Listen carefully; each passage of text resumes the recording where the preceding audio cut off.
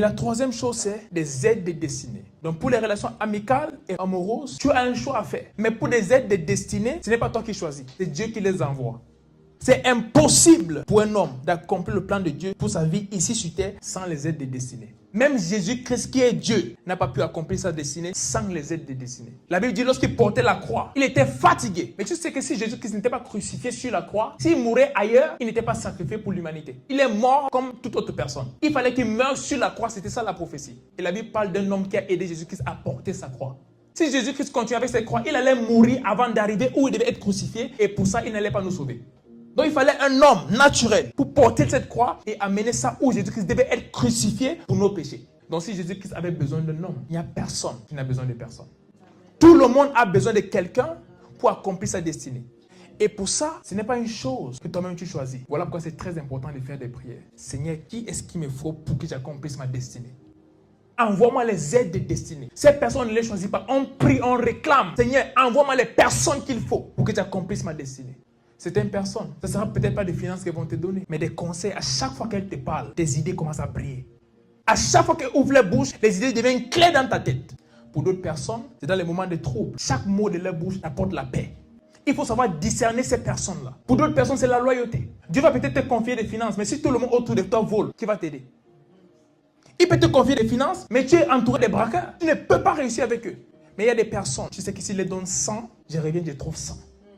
Tu peux dormir tranquillement. Voilà également des aides de destinée. Des personnes à qui tu peux faire confiance même avec des choses très importantes. Une des premières choses, même chez ces personnes-là, c'est un amour inconditionnel pour toi. Elles ne savent pas pourquoi elles t'aiment, mais elles t'aiment. Ce sont des aides de destinée. Des personnes qui savent entendre que quelque chose est arrivé, elles ne peuvent même pas dormir. Elles ne sont même pas de ta famille. Parfois, tu ne les connais pas depuis longtemps, mais il y a un attachement. C'est Dieu qui les envoie. C'est comme des anges pour toi. Et j'ai prié que ces personnes qu'il te faut pour accomplir ta destinée, que le Seigneur les envoie au nom puissant de Jésus-Christ. Certaines de ces personnes sont dans des positions d'autorité. Dieu t'a envoyé à des nations. Il t'a envoyé influencer le monde. Il t'a donné peut-être un don. Il t'a donné quelque chose. Mais il y a des personnes qui tiennent les clés des nations. Quand ils touchent ton passeport, ça passe partout. Il peut mettre juste sa signature. Quand tu arrives avec n'importe où, on t'accorde des documents qu'il faut pour entrer. Pourquoi? Il a un nom qui ouvre des portes. Il y a une autre personne, elle a des finances. Tu as peut-être le projet, mais tu n'as pas le financement. Et Dieu touche le cœur de cette personne. Et la personne dit, aussi longtemps que je suis en vie, tu ne manqueras jamais de finances pour quoi que ce soit. Des aides de destinée. Certaines de ces personnes, leur rôle, c'est de se rendre disponible quand tu as besoin. Elles se rendent automatiquement disponibles. Tu as l'impression qu'elles ne font rien d'autre de leur vie qu'attendre que tu aies besoin d'elles. Une fois que tu as besoin d'elles, elles sont déjà là. Ce sont des personnes que Dieu place pour te rendre la vie facile. Et tout homme a besoin de telles personnes. Pour d'autres personnes, peut-être physiquement, elles ne t'apportent rien, mais elles sont capables de te dire ce qui va se passer, comment tu dois agir par rapport au futur. Elles sont capables de te guider par rapport à là où Dieu t'amène. C'est comme des éclaireurs. Ils viennent te dire, en cette nouvelle saison, fais ceci, fais ceci, fais ceci. Tel projet que tu voulais faire, attends. Et tu vois, tu attends 2 mois, le projet là, tout le monde qui a investi là-bas a perdu. Et toi, tu devais investir tout ton argent. Mais une personne qui pouvait voir loin t'a dit, non, ne le fais pas. C'est vrai, on dit que maintenant le Bitcoin monte. Laisse le Bitcoin tranquille. Fais autre chose. 2 mois après, les gens perdent des millions. Des aides de destinée. Ce sont des personnes qu'il faut écouter. Tu peux être même meilleur qu'elles dans beaucoup de choses. Mais dans ce domaine-là, elles ont une grâce particulière. Il faut les écouter. Ce sont des personnes qu'il faut garder précieusement. Les aides de destinée vont t'aider même au niveau de tes relations amicales et tes relations amoureuses. Il y a des personnes avec qui je suis en contact aujourd'hui. Et parce que je suis en contact avec ces personnes, c'est impossible pour moi d'être en contact avec une qualité de personnes. Parce qu'autour d'elles, elles ne veulent pas ces genre de personnes-là. Alors pour cette raison, je n'ai pas entrer en contact avec ces personnes. Et ça me protège. Peut-être si tu es seul, je vais juste voir une personne qui fait n'importe quoi et dire bon, c'est pas grave, en tout cas nous sommes tous des jeunes. Mais je sais que même si je suis un jeune, parce qu'ils sont là, je ne peux pas voir n'importe quel jeune à côté de moi. Parce qu'ils vont me dire Samuel, tu vas là, tu es un prophète, Dieu t'a appelé à faire ça, ça, ça, ça. Et je leur donne cette autorité sur moi de me dire ne fais pas ça et je ne le fais pas. Parce qu'ils m'aident à accomplir ce pourquoi Dieu m'a créé. Une autre chose que tu dois faire face à des aides de destinée, c'est de pouvoir appliquer ce qu'ils te disent. Parfois tu ne le comprends pas, mais comme on dit aide, ils sont là pour t'aider. Le Saint-Esprit, la Bible l'appelle notre aide. Est-ce que tu comprends le Saint-Esprit à chaque fois? La plupart des fois, je ne le comprends même pas. Parce qu'il te demande des choses qui n'ont pas de sens. Je me rappelle lorsque j'ai quitté l'Ukraine pendant la guerre, nous sommes dans le train et tout le monde descend à une ville qu'on appelle Lviv pour marcher et arriver à la frontière de la Pologne afin d'entrer dans le Schengen. Et pendant que je suis là, le Saint-Esprit me dit reste dans ce train jusqu'à là où ça va s'arrêter. J'ai dit mais cette voie-ci, ce n'est pas une bonne voie. Je ne sais même pas où le train va et il y a la guerre, il y a des bombardements et tu restes dans le train jusqu'à là où ça va s'arrêter. J'ai porté mon sac à dos et l'autre petit sac à main. Et je suis arrivé devant le wagon. Il voulait sortir. Mais j'ai dit, je demande une dernière fois. Il dit, Seigneur, si c'est toi, que j'entende cette voix répéter la même chose. Il a dit, reste dans ce train jusqu'à là où ça va s'arrêter. Je vois les milliers de personnes descendre. J'ai dit, j'ai entendu la voix, je suis retourné m'asseoir. On a continué avec le train, on est arrivé sur une colline et c'était en hiver. Tu sais, la neige là-bas, c'est pas comme ici. Tout est blanc, tu vois rien d'autre que la neige. Et le train s'est arrêté brusquement. Reste jusqu'à où le train va s'arrêter. Mais si ça s'arrête brusquement, tu ne peux pas dire que c'est là-bas. On était sur une colline, il n'y avait rien d'autre. Tu voyais personne dehors, il n'y avait rien. On ne savait pas pourquoi. Et des personnes qui étaient avec moi ont commencé à pleurer. Tu sais, quand tu es... La copratelia mazatais. Quand tu as ta foi, quand tu es seul, la plupart des fois, tu n'es pas perturbé, surtout quand tu entends la voix du Seigneur. Mais quand il y a des gens autour de toi qui commencent à réagir d'une certaine façon, ça commence à affecter ta foi. Il y avait une fille à côté de moi. Lorsqu'elle m'a vu rester, elle m'a dit, pourquoi tu restes? J'ai dit, Dieu m'a dit de rester. Elle a dit qu'elle va rester.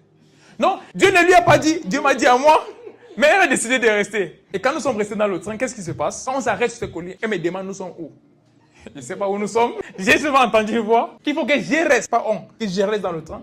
Elle a décidé de rester parce qu'il avait vu peut-être quelques 2-3 prophéties. Elle dit, bon, peut-être le gars, si, peut-être il entend vraiment une voix. Mais là, elle est restée et elle est devenue une charge pour moi. Parce que là, elle ne restait pas pour elle, elle restait parce que j'ai dit que mon Dieu m'a dit de rester. Donc lorsque le train là s'arrête à cet endroit, elle me demande, nous sommes où? Je dis, moi, je ne sais pas. Elle me dit, mais tu as dit que Dieu a dit que tu restes. Elle dit, oui, il m'a dit ça. Elle m'a dit, donc, qu'est-ce qu'on fait maintenant? Je dis qu'on attend, on va partir. J'ai parlé comme ça, j'ai parlé par la foi. Parce que moi-même, où on était, je ne savais pas où on était à ce moment. Et Dieu avait parlé et j'ai dit que, ok, je vais juste le faire.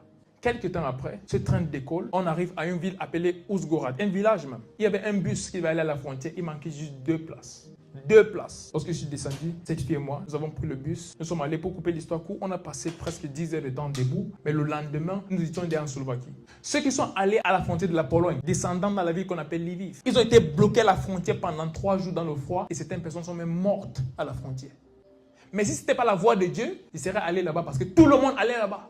C'était comme la bonne route. En plus, c'était même plus proche de l'Ukraine. Mais Dieu a dit, reste dans ce train jusqu'à là où ça va s'arrêter. Et c'était risqué. Mais le Saint-Esprit qui est une aide m'a dit, vas-y, reste dans le train jusqu'à là où ça va s'arrêter. Tout ce que j'avais à faire, c'était obéir. Ce n'était pas de comprendre. Je ne pouvais pas comprendre parce que je ne connaissais pas l'endroit. Mais j'ai entendu la voix et tout ce que j'avais à faire, c'est appliquer ce que j'ai entendu. L'une des choses avec les aides de destinée, c'est lorsque tu obéis à ce qu'elles te disent, tu arrives où Dieu veut que tu sois. Dieu ne peut pas toujours tout te révéler. Il peut te révéler la fin de la chose. Mais comment tu vas arriver là-bas, la plupart des fois, il laisse ça dans l'anonymat. Et c'est ton obéissance ce qu'on te dit qui t'amène là-bas. Je me rappelle, en 2020, j'étais en train de demander au Seigneur, est-ce que j'arrête tout et je commence le ministère? Est-ce que je joue au foot d'abord et je viens faire le ministère après? Ou est-ce que je fais les deux ensemble? Et je me posais tellement de questions. Et un jour, j'ai dit non. Pourquoi me poser toutes ces questions quand j'ai un pasteur? Je suis allé le voir. J'ai dit, pasteur, à chaque fois que j'entends un homme de Dieu prêcher, j'ai l'impression que c'est moi qui est devant. Je vais juste monter et commencer à prêcher. Je ressens ça à moi, mais en même temps, j'aime le foot. Et j'ai le talent pour le foot. Et pour moi, en ce moment, j'aimerais jouer au foot. Je sens cette pression pour commencer à prêcher. Et il m'a dit, il y a combien de jeunes comme toi qui ressentent cette pression pour commencer à prêcher? J'ai dit, il n'y en a pas plusieurs. Il m'a dit, c'est avec que Dieu est en train de donner un signe. Et il m'a dit, commence à jeûner jusqu'à ce que Dieu te réponde. Pas que tu jeûnes 3 jours, tu arrêtes. Si Dieu prend 1000 jours pour te parler, tu jeûnes pendant 1000 jours. S'il prend 1 jour pour te parler, tu jeûnes pendant 1 jour. Mais il m'a dit, jeûne jusqu'à ce que Dieu te réponde. Et en quittant de son bureau, j'ai dit, je vais appliquer cela. Je vais aller jeûner jusqu'à ce que Dieu me dise, voici ce que je veux que tu fasses. Et parce que j'avais déjà décidé d'obéir dans mon cœur. Le lendemain, qui était un lundi, j'ai commencé un jeûne. Le même jour, Dieu m'a parlé. Non seulement il m'a parlé, il a confirmé par 3 personnes. Et ceci, c'était même pas parce que j'ai jeûné un jour, c'était parce que j'ai obéi, j'ai décidé de faire ce qu'il m'a demandé de faire. Il était une aide de destinée pour me guider vers là où Dieu voulait que je sois. Mais il fallait que j'obéisse. Et quand Dieu m'a parlé, à partir de ce jour, il m'a guidé pour beaucoup d'autres choses. Mais il fallait que j'obéisse d'abord à la voix d'un homme. Jeûne jusqu'à ce que Dieu te parle. Les aides de destinée sont des personnes avec qui tu dois cheminer. Parfois, elles interviennent à un moment de ta vie. Pour d'autres, vous devez marcher ensemble jusqu'à la fin. Ce sont des personnes que tu dois honorer. Parce que la plupart des fois, elles ne gagnent même pas de ce qu'elles font dans ta vie. Tu ne peux les payer pour ce qu'elles font. Tu ne peux les récompenser pour ce qu'elles font. Alors la chose que tu dois faire pour continuer à bénéficier de ce que Dieu a placé dans leur vie pour toi, c'est l'honneur. Les honorer.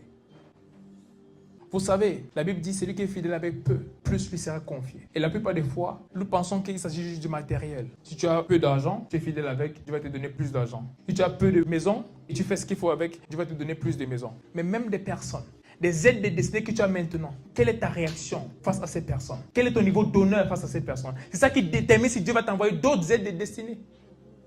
L'honneur est très clé dans ce royaume pour recevoir, peu importe, que ce soit des choses physiques comme des choses spirituelles. L'honneur, c'est la clé, l'honneur, c'est la monnaie. Est-ce que tu honores les aides de destinée que Dieu a placées devant toi en cette saison? Parce que cela va déterminer si tu auras les autres aides de destinée pour les saisons qui arrivent. Et c'est une chose dans notre génération. L'honneur n'est pas l'une des choses sur laquelle on se focalise. Parce qu'on a grandi surtout ici en Europe. L'honneur n'existe même pas ici. Mais ce sont des vertus que lorsqu'on perd, on ne peut accomplir notre destinée. C'est juste impossible d'accomplir ta destinée quand la notion de l'honneur n'est pas là. La Bible dit, le plus grand bénit le plus petit. Qui veut dire, tu dois avoir cette vision de quelqu'un qui a été placé au-dessus de toi par Dieu dans un aspect ou même dans la vie pour pouvoir recevoir de ce qu'il y a dans cette personne afin de toi-même monter. Voilà pourquoi la Bible dit, il faut te rabaisser afin que tu sois élevé. Je dois avoir cette vision de Dieu l'a placé quelque part où je dois aller. J'ai besoin de quelque chose qu'il a. J'ai besoin de quelque chose qu'elle a pour atteindre un niveau. Et pour cette raison, je prends une position inférieure pour en bénéficier. Mais l'orgueil peut nous faire penser qu'on ne doit pas le faire. Et naturellement, on peut penser comme ça. Mais qu'est-ce que la Bible dit? Il y a plusieurs choses que je ne pouvais pas accepter dans ma vie.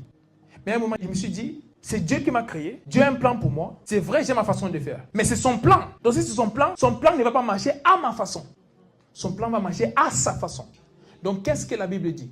Il faut servir pour recevoir. Donc, je sais sur les hommes de Dieu. Parfois, je ne les connais même pas. Mais je viens servir sur eux. Pourquoi? Samuel a servi sur Élie. Élisée a servi sur Élie. David a servi sur Saül qui était même disqualifié par Dieu, mais il était encore le roi. David a servi. Donc, j'ai compris que si tu veux le manteau, c'est le service. Ce n'est pas ce que tu penses. Si c'est le ministère que tu vas faire, alors tu vas te baisser et servir sur un autre homme de Dieu. Si c'est le business que tu vas faire, tu vas chercher quelqu'un qui réussit dans ce domaine-là et apprendre de lui. Et tu ne vas pas apprendre en tant que son égal, tu vas te baisser. Ce sont des codes dans la vie. Et la plupart des fois, nous ratons des aides de destinée parce que nous ne prenons pas la position qu'il faut. Donc, après avoir détecté ces personnes, après l'honneur, il faut prendre une position pour recevoir. C'est très important. Alors, si tu trouves ça correct dans ces trois domaines, tu vas accomplir la volonté parfaite de Dieu pour ta vie. Première, des relations amicales. Ce sont les premières relations que nous avons, des personnes autour de nous, nos amis. La deuxième chose, c'est le choix de conjoint qui t'accompagne sur ce voyage. Quelle est la personne qui t'accompagne? Est-ce que c'est la personne faite pour t'accompagner? Est-ce que c'est l'aide que Dieu a prévue pour ta destinée? Et la troisième chose, ce sont des aides de destinée. Et pour avoir des aides de destinée, il te faut prier pour quelque chose qu'on appelle la faveur. La faveur. Parce que c'est la faveur qui attire ces personnes. Comme j'ai dit tantôt, parfois elles ne savent même pas pourquoi c'est pour toi qu'elles le font, mais elles le font quand même parce que c'est toi. La faveur est quelque chose qui attire ce que tu ne mérites pas. Je me rappelle plusieurs fois, je suis même entré dans des bureaux, c'était déjà l'heure de fermeture. Mais je suis entré, j'ai dit s'il vous plaît, j'ai besoin d'un billet, je dois voyager. Turkish Airlines au Cameroun. Et ils essayaient, parce que ce n'était plus l'heure de travail, c'était difficile de caler un vol. Mais malgré ça, ils essayaient encore, ça échouait, ils essayaient, ils ont trouvé un billet pour moi. C'est la faveur. C'est la faveur. Tu vois des personnes qui sont prêtes à se sacrifier pour toi, prêtes à faire des choses pour toi que même les membres de ta famille ne peuvent faire. C'est la faveur qui amène ce genre de choses. Et je déclare qu'en ce jour, cette faveur-là se repose sur toi au nom puissant de Jésus-Christ. Que lorsque les gens te voient, ils sont comme poussés par l'Esprit de Dieu à faire des choses qu'eux-mêmes ne comprennent pas. Que tu es dans une foule, quelque part, on dit, monsieur, madame, vous, venez, vous. Vous êtes même derrière, on dit non, pas vous, l'autre derrière, venez. C'est la faveur. Que vous partez faire un concours, les autres sont même plus qualifiés que toi, mais lorsqu'on voit ton visage, il y a quelque chose qui attire. On aime celui-là. Et parfois, c'est juste un petit sourire. J'ai entendu parler des interviews qu'on a fait à certaines personnes et tu te demandes si elles ont utilisé quelque chose. Ils disent, bonjour messieurs, comment vous vous appelez? Et dans son nom. Vous êtes célibataire? Oui. Félicitations, c'est votre boulot. C'est quoi ça? Tu veux être manager quelque part, on te demande si tu es célibataire, comment tu t'appelles pour te donner le job. On ne demande pas l'expérience, rien d'autre, juste ça. Il y a une femme à Christ Embassy, elle voulait aller faire un entretien et elle s'est déjà habillée et le Saint-Esprit lui demande change et porte telle jupe. Change, donc tu es presque en retard, il te dit change cet habit, porte l'autre. Ce n'était pas un habit qu'elle a acheté au ciel, un habit comme tout autre. Mais Dieu avait dit porte ça. Elle est entrée, la personne qui devait l'interviewer a dit j'admire trop ton habit ici, c'est trop bien et tout. Et ils n'ont même pas parlé de ce pourquoi elle est venue. La personne a passé du temps à admirer l'habit. À la fin, elle dit mais madame, on a presque terminé. Félicitations à vous, vous avez le job. À cause d'un habit, pas d'interview. Ce que Dieu peut faire à travers la faveur, on va croire que tu as touché quelque chose. Mais c'est ce que Dieu peut faire. dans ta vie, prie toujours pour la faveur. Prie toujours pour la faveur. Il y a plusieurs choses que j'ai eues dans cette vie et c'est que je n'ai pas mérité ça. Juste des personnes que Dieu touche. Elles-mêmes, tu les demandes pourquoi est-ce que tu fais ce que tu fais. Elles n'ont pas d'explication, mais elles le font quand même. Et elles vont le faire encore et encore. Parce que ça ne vient pas d'elles. C'est la faveur. C'est la faveur. Et j'ai prié que Dieu vous envoie des personnes qui vont vous aider et vous accompagner à accomplir sa volonté parfaite pour vous. Au nom puissant de Jésus-Christ. Que les choses pour lesquelles les autres se battent, les gens vont se battre pour faire ces choses pour vous. Au nom puissant de Jésus. Si les gens vont dans la secte et prennent des choses pour manipuler les gens, nous qui sommes les fils d'un roi, les fils de celui qui possède cette terre, nous ne pouvons être là et mendier pour les choses que d'autres ont facilement. Cette grâce pour la facilité. Cette grâce pour obtenir des choses facilement. Cette grâce qui attire des aides destinées. Cette grâce qui attire de bonnes personnes autour de nous dans tous les domaines. Je déclare qu'à partir de ce jour, cela soit ton partage au nom puissant de Jésus-Christ. Qu'à partir de cet instant, cette grâce-là soit visible dans ta vie à tous les niveaux, au nom puissant de Jésus-Christ.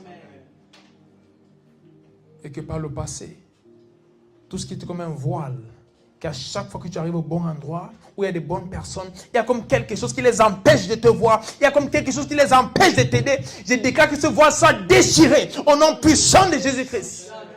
Et qu'à partir de ce jour, partout où tu arrives, que la faveur soit la première chose qui est vue au nom puissant de Jésus-Christ. Liko sefranta acta coradietes, qui anoncre sovrano. Lekonda bahate lianongre sofra deliata bahate. Likonda brante legon sefra ate coradietes. Je déclare que le Seigneur fasse des choses dans ta vie. Que le Seigneur fasse ces choses que toi-même tu vas dire, ça c'est la faveur de Dieu. Que des personnes sortent même de ce qu'elles devaient faire juste pour t'aider. Au nom puissant de Jésus-Christ. Que partout où tu vas, que la main du Seigneur t'accompagne.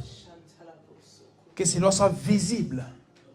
Que des personnes qui posent les yeux sur toi disent, voici un fils de Dieu, voici une fille de Dieu, au nom puissant de Jésus-Christ. Les choses qui étaient difficiles avant, je déclare qu'elles sont faciles désormais. Les choses pour lesquelles tu t'es battu avant, je déclare que ces choses se battent pour toi désormais. Les portes qui étaient fermées avant, je déclare que c'est toi qui choisis par quelle porte entrer maintenant. Parce qu'elles sont toutes ouvertes au nom puissant de Jésus-Christ.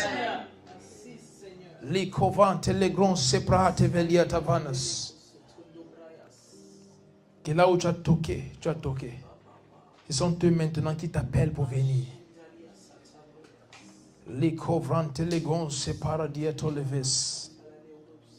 Seigneur, je déclare que tu fasses une chose dans la vie de ton peuple, qui les transforme pour toujours. Une chose qui les démontre que tu es le Dieu au-dessus de tous, qu'ils expérimentent ta gloire, qu'ils expérimentent ta faveur dans tous les domaines de leur vie, au nom puissant de Jésus-Christ. Et je prie que toute erreur qui a fermé des portes, toute erreur commise par le passé, même au niveau des aides de destinée, je déclare que ta miséricorde parle à notre faveur maintenant et ces erreurs sont effacées au nom puissant de Jésus-Christ. Et toute chose se met en place maintenant. Toute chose se met en place maintenant. Des nouvelles choses se mettent en place en ce moment. Et tu te glorifies, même dans la vie de tes enfants. Tu dis, Seigneur, nous sommes faits pour ta gloire. Je déclare que ta gloire soit visible dans tous les aspects de nos vies à partir de cet instant. Au nom puissant de Jésus-Christ. Et que nous allons de gloire en gloire. Nous allons de gloire en gloire. De victoire en victoire. Parce que c'est ça notre portion en Christ. Au nom puissant de Jésus-Christ. Amen. Et la Bible nous dit clairement que lorsque nous voyons toutes ces choses, toutes ces guerres qui se passent dans le monde, nous devons savoir que la venue de Christ est proche.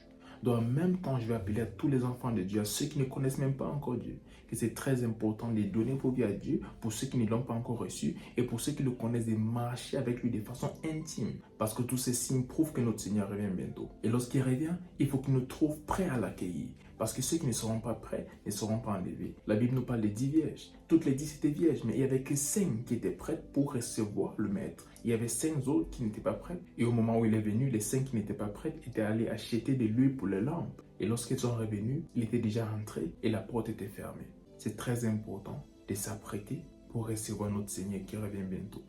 Et même cette nuit, le Seigneur me disait, repentez-vous car je reviens bientôt. Et lorsqu'il me parlait, j'ai eu une vision dans laquelle il y avait 2 groupes de personnes. Et un groupe était à l'intérieur et d'autres à l'extérieur. Il y avait comme quelque chose de transparent qui les séparait. Ceux qui étaient à l'intérieur et ceux qui étaient à l'extérieur.